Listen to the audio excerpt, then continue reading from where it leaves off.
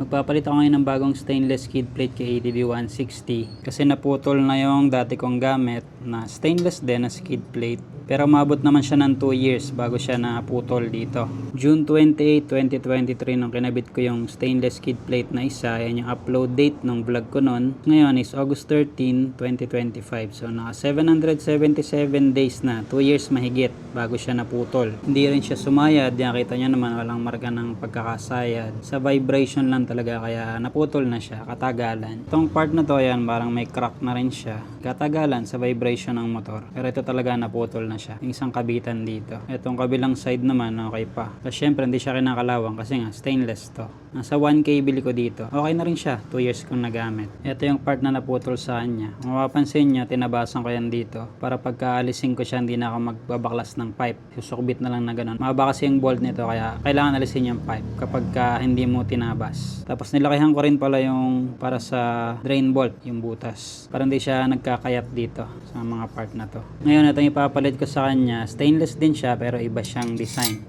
Yan, hindi naman magnet, stainless kasi. Ang kabilang side niya is mirror finish.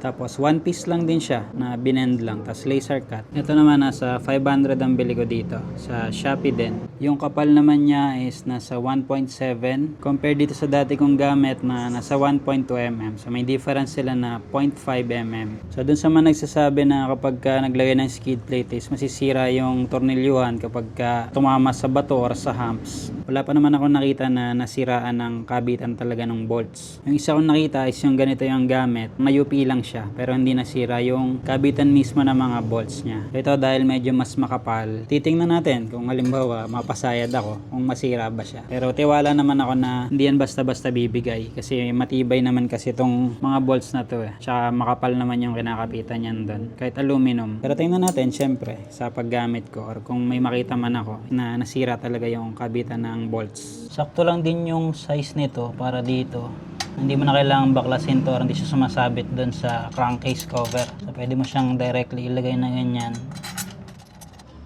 Ito natin konti. Untight lang. Tapos tagilid natin yung motor habang naka side stand. Tapos kabit natin itong isang side. Mahaba yung bolt nito pala. So kailangan alisin yung pipe. Pero kung ayaw nyo na magalis ng pipe, cut nyo na lang. Parang ganito yung ginawa ko dun sa dati kong skid plate. Pero ito kasi mounting nito dito. Tsaka dito. Ito nasa gitna yung mounting niya. Tapos halimbawa ayaw nyo magalis ng pipe, kinat nyo na to. Ang pangluluwag nyo, yung ganito. Yung close wrench. Pag ganyan. Kasi mahirap pagka socket wrench. Kasi nakaharang dito yung elbow ng pipe. Torque natin ng 7 Nm, 8 mm socket.